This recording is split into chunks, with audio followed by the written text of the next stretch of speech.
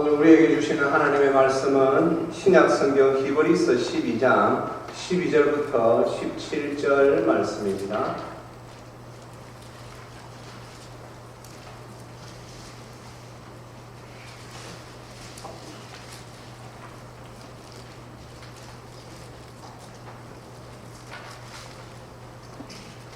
네, 저 우리 성도들 한 절씩 받들어 읽겠습니다. 그러므로 피곤한 손과 연약한 무릎을 일으켜 세우고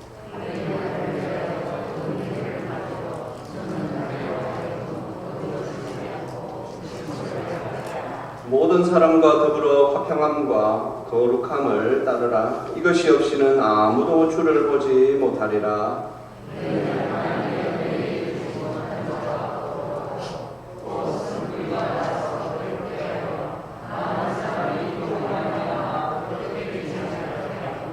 음행하는 자와 꼭 한 그릇 음식을 위하여 장자의 명분을 판 에서와 같이 망령된 자가 없도록 살피라. 너희가 아는 바와 같이 그가 그 후에 축복을 이어받으려고 눈물을 흘리며 구하되 버림바가 되어 회개할 기회를 얻지 못하였느니라. 아멘. 기도하겠습니다. 하나님 아버지, 은혜 감사합니다. 주님, 저희들이 참 너무나도 감사하게도 평안한 가운데 하나님 앞에 예배하게 하시니 감사합니다.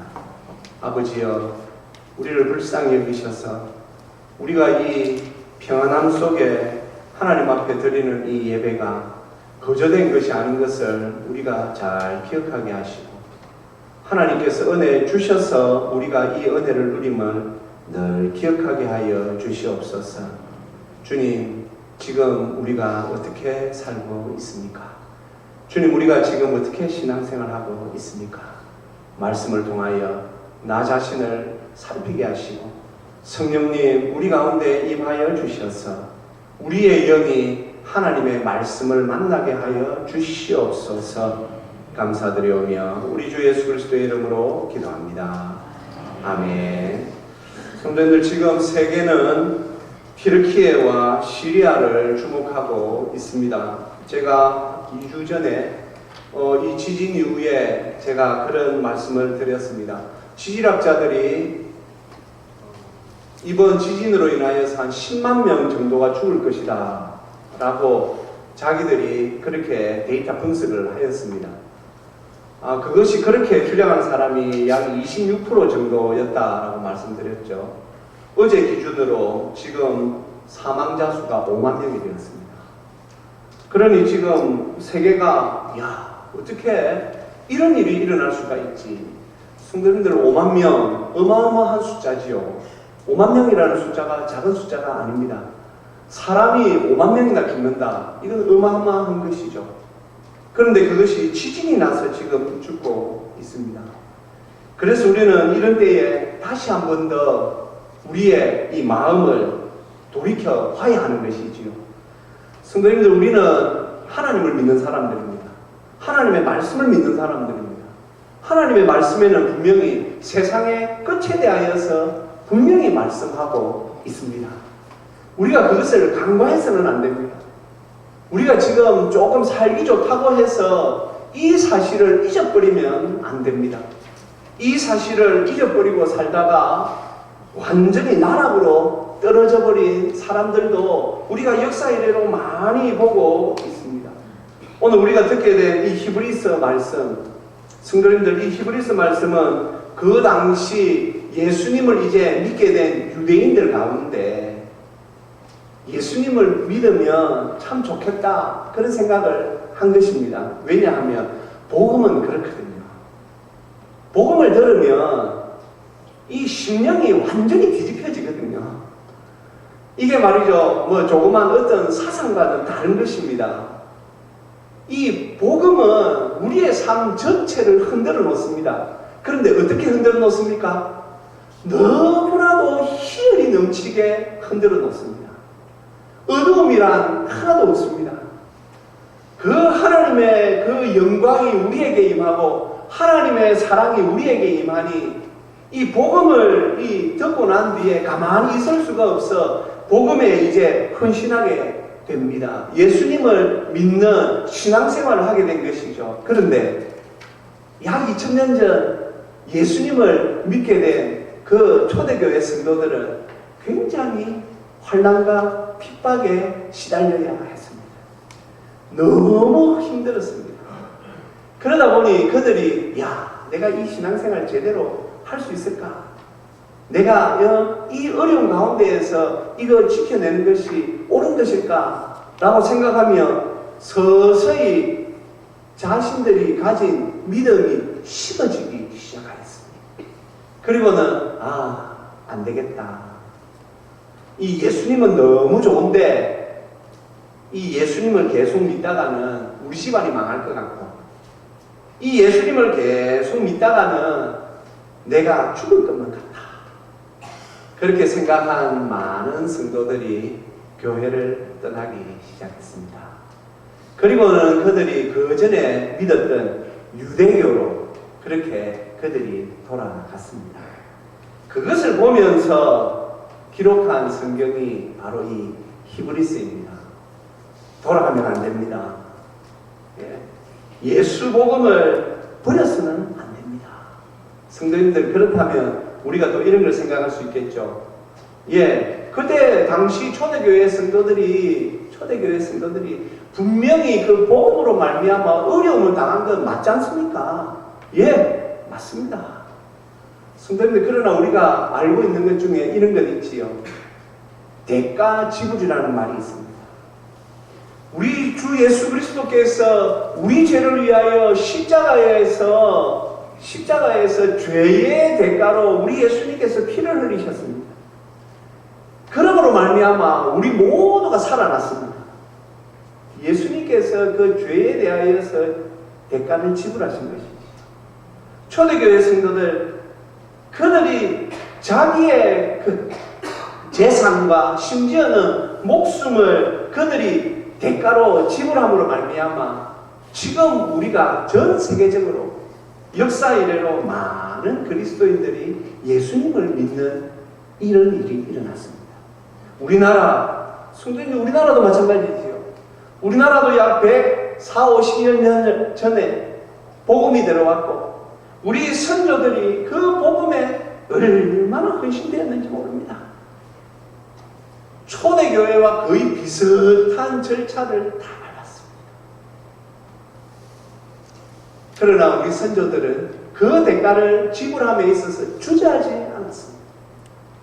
일제가 우리나라를 강제로 점령하였던 일제강점기 때 신사참배를 요구하자 이거 하면 진짜 나라가 망한다고 하여 많은 분들이 목숨을 내어놓고 우리나라를 지켰습니다.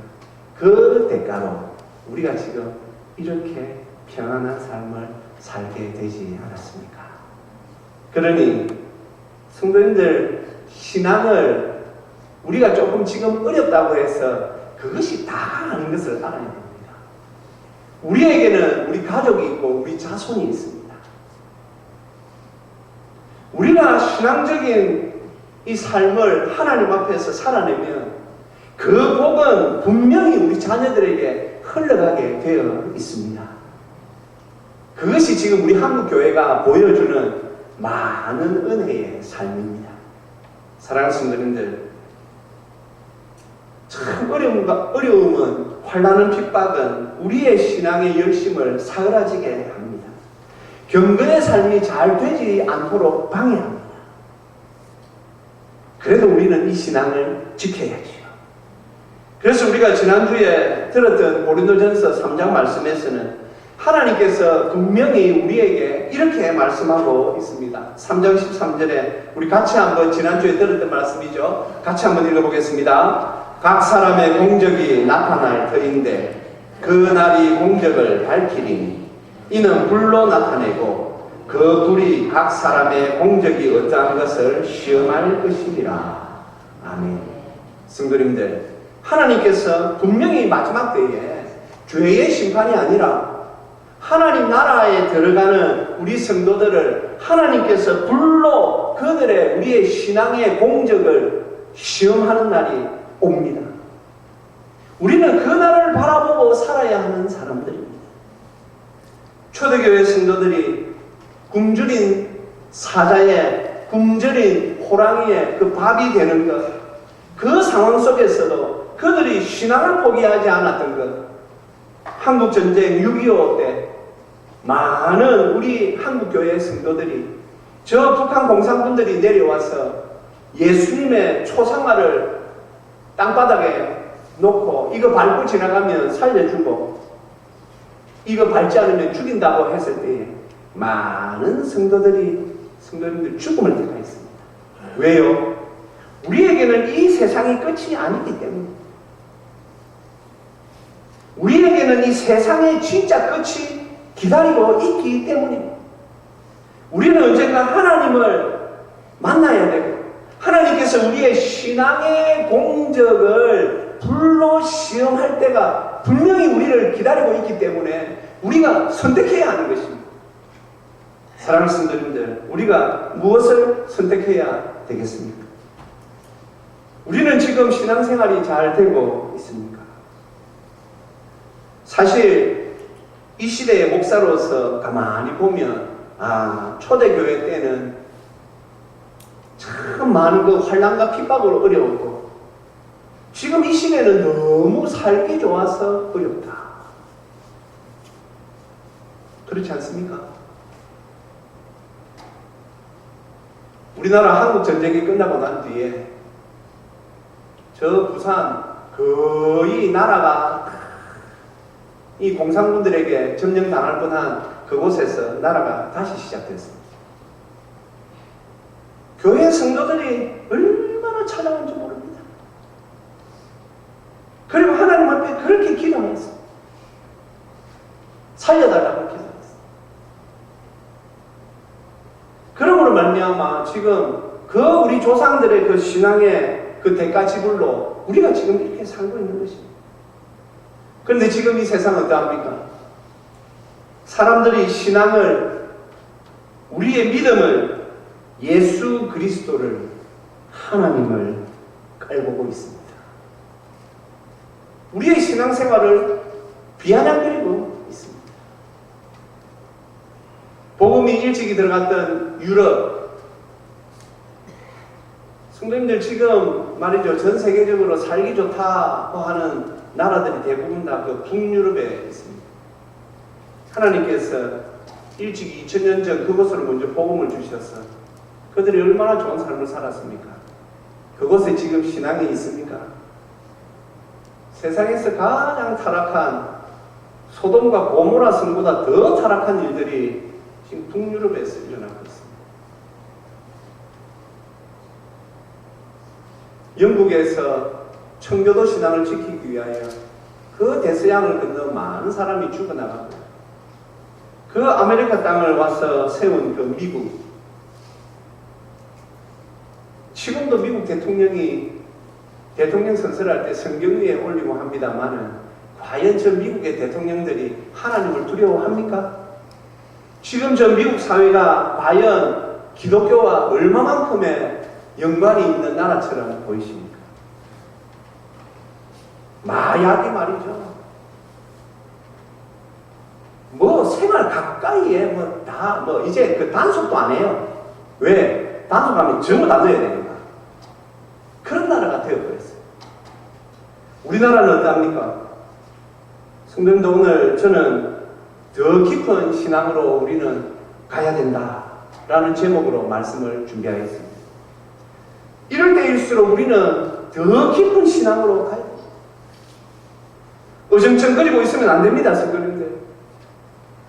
더 깊은 신앙으로 가기 위하여 삶을 단조롭게 하고 오직 하나님, 그리고 하나님께서 나에게 주신 생업의 터전, 그것을 생각하며, 그리고 내 주위에 있는 사랑하는 내 가족과 더불어 또한 내 이웃들을 사랑하며 섬기며 사는 단조로운 삶을 복잡히 하면 그만큼 신앙과는 떨어질 수밖에 없는 것이 지금 이 시대의 상황입니다. 오늘 하나님의 말씀은 이 히브리서를 통하여서 우리가 더 깊은 신앙으로 가기 위하여 첫 번째 해야 할 일이 있다고 말씀하십니다. 12절 말씀을 보시면 그러므로 피곤한 손과 연약한 무릎을 일으켜 세우고. 성도님들, 손이 피곤하다라는 말 어떤 말씀입니까? 완전히 낙심 속에 있는 상황을 말합니다. 손이 피곤하다. 손이 피곤하다. 꼼지락거리지도 못합니다. 그런데 더 나아가 어떤 일까지 있습니까? 무릎이 연약해져 버렸습니다. 성도의 무릎이 연약해진다라는 말은 어떤 의미겠습니까? 더 이상 우리가 신앙으로 우리의 달려갈 길을 열심히 달려야 하는데 달리기를 중단하고, 그리고 더 중요한 일, 기도가 중단되었다라는 것입니다. 그러니 우리가 더 깊은 신앙으로 가기 위하여서는 이 피곤한 손을 능력의 손으로 우리가 은혜를 구해야 하는 것이지요. 주님여, 이 손을 좀 꼭 잡아 주시옵소서. 부활하신 그 능력의 우리 주 예수 그리스도의 능력의 오른손으로 잡아 주시옵소서. 하나님께서 이사야서 말씀을 통하여 우리를 분명히 오른손으로 붙잡고 계신다라고 말씀하셨으니, 주님, 우리의 손이 피곤하지 않도록 주여 이 손을 좀 붙잡아 주시옵소서 라고 하나님 앞에 소원하며, 다시 한번 우리의 낙심되었던 마음을 훌훌 털어버리고 하나님 앞에서 기도의 무릎을 다시 꿇어야 하는 것입니다. 사랑하는 성도님들, 그리고 이제 어떻게 해야 합니까? 13절 말씀 올려봐 주세요. 너희 발을 위하여 곧은 길을 만들어 저는 다리로 하여금 어그러지지 않고 고침을 받게 하라. 굉장히 영적인 말씀이죠. 그렇습니다. 성도님들, 지금 길이 흐트러져 버렸습니다. 여기서 지금 말하는 길이 무엇입니까? 진리의 삶, 신앙적인 삶, 영적인 삶, 믿음의 삶. 성도님, 우리 성도들이 가야 할 길이 있지 않습니까? 우리 주님께서 마태복음 7장에서 좁은 길을 말씀하셨습니다. 좁은 길, 좁은 문. 우리가 걸어가야 할 그 길이 있는데 무릎이 연약해지고 손이 피곤하니 길이 흐트러져 버렸습니다. 길이 흐트러지면 어떻게 됩니까? 우왕좌왕하지요.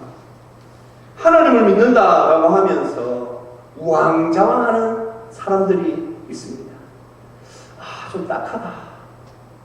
하나님께서 분명히 우리에게 은혜를 주시면 그 은혜를 따라 살면 되는데 왜 저렇게 우왕좌왕할까?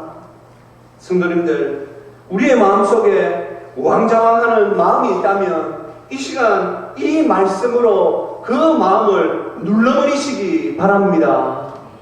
우리의 마음속에 우왕좌왕한 마음이 있으면 성령님의 능력을 힘입어 그 마음들을 다 불태우시기를 주님의 이름으로 축복합니다. 그리고 하나님께서 오늘 우리가 더 깊은 신앙으로 가기 위하여 해야 할 두 번째 일, 오늘 14절 말씀에 이렇게 전하고 있습니다. 14절 말씀 우리 같이 한번 읽어보시겠습니다. 모든 사람과 더불어 화평함과 거룩함을 따르라. 이것이 없이는 아무도 주를 보지 못하리라. 아멘. 성도님들, 오늘 하나님께서 이 말씀을 누가 듣고 있다 그랬습니까? 네, 그 당시 초대교회 유대교를 떠나 예수 복음을 듣고 이제 예수님을 믿고자 하는데 삶이 너무나도 어렵고 힘든 가운데 있는 그 성도들에게 하나님께서 이 말씀을 주셨습니다. 그렇다면 우리는 이런 생각을 하지요. 하나님, 지금 저렇게 어렵고 힘든데 이때는 좀 힘이 나게 하시는 좀 말씀을 주시면 좋을 것 같은데, 은혜가 좀 충만한 말씀을 주시면 좋을 것 같은데 왜 하나님께서 화평함과 거룩함을 말씀하십니까? 저도 목사로서 이 고민이 있습니다. 우리 성도님들의 한 주간의 삶이 물론 어떤 분들은 또 별일 없으신 분들도 있지만 또 많은 분들이 어려운 가운데서 지내시다가 오시지 않습니까? 목사로서 어떤 말씀을 증거하는 것이 좋을까? 항상 고민이지요. 제가 이 말씀을 준비하면서 왜 하나님께서 그 당시 어렵고 힘든 성도들에게 너희들 천국이 기다리고 있다. 조금만 더 힘내라. 성령께서 너희와 함께 하시리라. 이런 말씀을 주시지 아니하시고 요즘 사람들 말처럼 생뚱맞게 모든 사람과 더불어 화평함 그리고 거룩함을 따르라. 이렇게 말씀하실 거예요. 성도님들, 여기에 나오는 이 화평함과 거룩함은 우리가 하나님을 믿음으로 말미암아 우리에게 주어진 은혜입니다.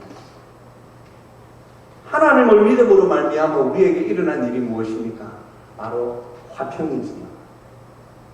에덴 동산에서 아담과 하와가 선악과를 따먹었을 때에 그들이 하나님과 화평이 깨어져 버렸습니다. 그래서 그들이 에덴 동산에서 쫓겨나게 되죠. 사람들의 화평이 깨어져 버렸습니다. 첫 번째 아들 가인이 두 번째 아들 아벨을 죽이는 일이 일어났습니다. 더 이상 인간들에게 거룩함이 없어져 버렸습니다.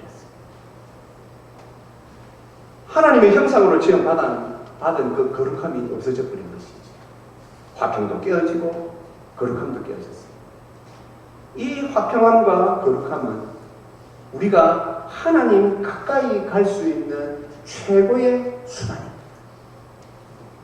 하나님께서 오늘 그 힘들게 신앙생활하고 있는 초대교회 성도들에게 화평함과 거룩함을 말하는 것은 하나님께 단디 붙어 있으라는 거예요. 다른 곳 가지 말고 다른 데 손 내밀지 말고 하나님께만 집중해라는 것입니다. 사랑하는 성도님들, 지금 우리의 삶이 그렇게 쉽지만은 않은 것 압니다. 이럴 때일수록 우리가 정신 차리고 해야 할 일이 무엇입니까? 하나님께 잘 붙어 있는 것입니다. 하나님을 생각하는 것입니다. 주님을 바라보는 것입니다. 안타깝게도 초대교회 많은 성도들이 유대교로 다시 돌아갔습니다. 하지만 우리는 하나님의 은혜로 교회를 떠난 사람은 많지 않습니다. 하지만 완전한 믿음을 택한 것 같지는 않습니다. 이것이 안타까운 것입니다. 이왕 우리가 예수님을 믿고 하나님을 믿는다면 우리가 모든 것을 좀 믿음에 조금 집중하고 하나님께 집중하고 살아야 하는데 우리가 지금 너무 현실에 시달리고 있어요. 그러니까 너무 현실을 바라봅니다.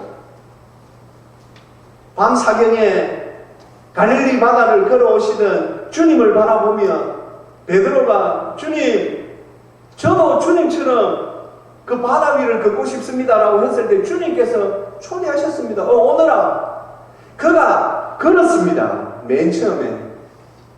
그런데 그가 주님만 바라보았으면 되었을 터인데 주님 바라보는 것을 놓치고 밑을 보았습니다. 그러자 그가 빠져버렸습니다. 사랑하는 성도님들, 우리에게는 하나님의 은혜가 있습니다. 믿습니까? 믿습니까? 오늘 우리가 예배의 자리에 나온 것, 지금 이 시대에도, 이 시간에도 예배의 자리에 나오지 못하는 사람들이 얼마나 많은지 모릅니다. 이 예배에 나왔다는 것 자체가 하나님의 완전한 은혜 속에 우리가 있는 것입니다. 그러면 하나님께서 우리에게 원하시는 것이 무엇입니까? 이 은혜를 따라 사는 것이지요. 성도님들, 우리의 신앙은 삶으로 나타나야 합니다. 우리의 믿음은 삶으로 나타나야 합니다. 그래서 야고보 사도는 행함이 없는 믿음은 죽은 믿음이다 라고 말한 이유가 우리의 삶은 믿음이 나타나야 하기 때문에 그러한 말을 한 것입니다. 이제 어떠하십니까? 지금 이 시대 너무나도 부유합니다. 하지만 영적으로 부유한 시대는 아닌 것 같습니다. 그러나 감사한 것은 우리가 지금 이 말씀을 듣고 있다라는 것이지요. 오늘 주께서 우리에게 이것이 없이는 아무도 주를 보지 못하리라. 성도님들, 이것이 무엇입니까? 우리 한글 성경은 번역이 조금 애매하게 되어 있어서 모든 사람과 화평함과 거룩함으로 받는 것 같지만 헬라어 원문은 분명합니다. 거룩함을 말하고 있습니다. 그래서 꼭 영어 성경을 가지고 계신 분들을 보면 영어권에서는 정확하게 거룩함이 없이는 아무도 하나님을 보지 못할 것이다. 그렇게 번역하고 있습니다. 거룩함. 성도님들, 거룩이 무엇입니까? 거룩은 구별입니다.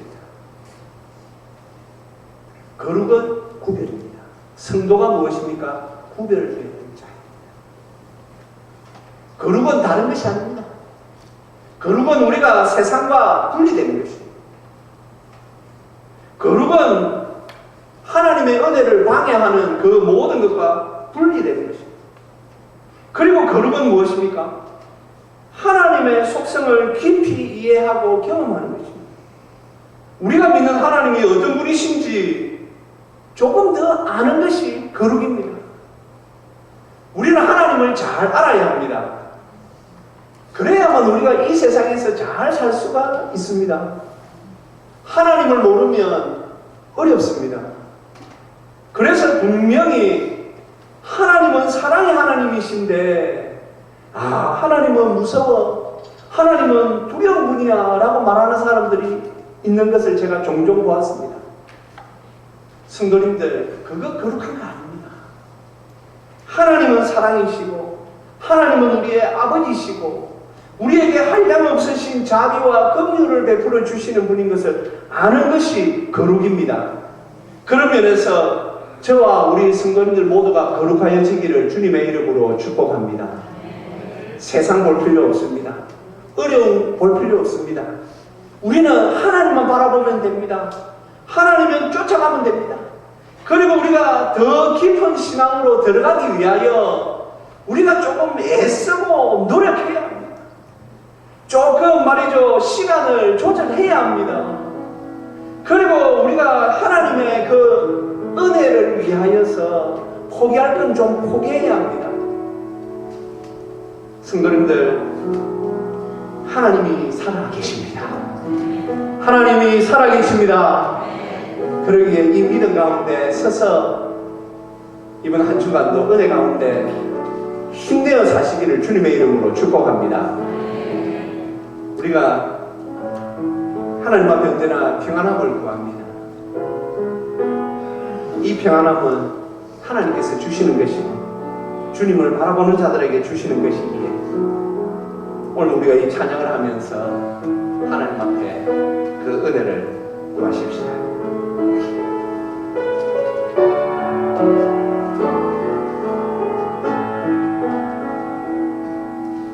잔잔한 바람 가운데 서 있어 거기 주님이 안 계시며 마음에 평화가 오네 내 영혼 평화이 오네 폭풍이 몰아치는 바다에 있어 거기 주님이 계시며 마음에 평화가 있네 내 영혼 평안이 있네 어떠한 상황 속에서도 주님이 함께 계시며 내 영혼 언제나 평안해 어떠한 조건 속에서도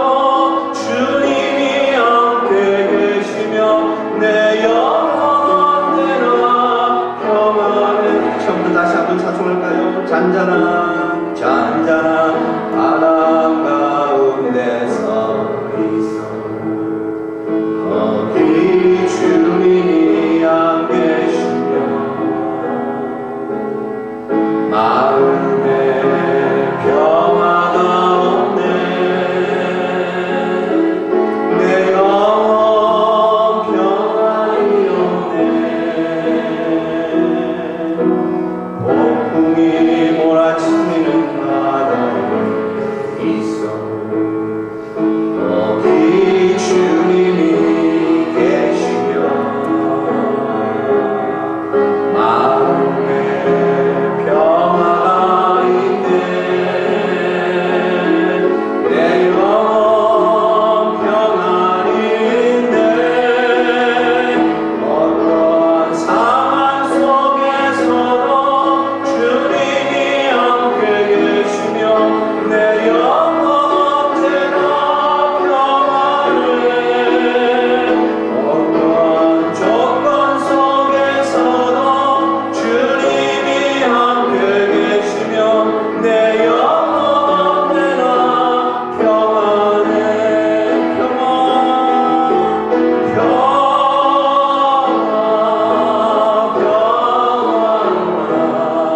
하늘 위에서 내려오네. 그 사랑의 물결이 영원토록 내 영혼을 덮으소서.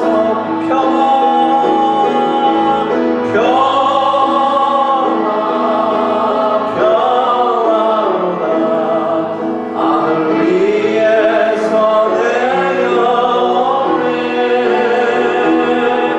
그 사랑의 물결이 영원토록 내 영혼을 덮으소. 어떠한 상황 속에서도 주님이 함께 계시며 내 영혼 언제나 평안해. 어떠한 조건 속에서도 주님이 함께 계시며 내 영혼 언제나 평안해. 사랑하는 성도님들, 우리는 이제 결단해야 할 그런 때를 살고 있습니다. 성도님들, 더 깊은 신앙으로 가기 위하여 결단해 보시지 않으시렵니까? 거기에 살 길이 있습니다. 거기에 은혜가 있습니다. 더 깊은 은혜, 더 큰 믿음이 우리를 기다리고 있습니다. 오늘 주신 말씀을 생각하며 주님, 제가 더 깊은 신앙의 길로 가게 하여 주옵소서. 우리 같이 한번 기도하시겠습니다.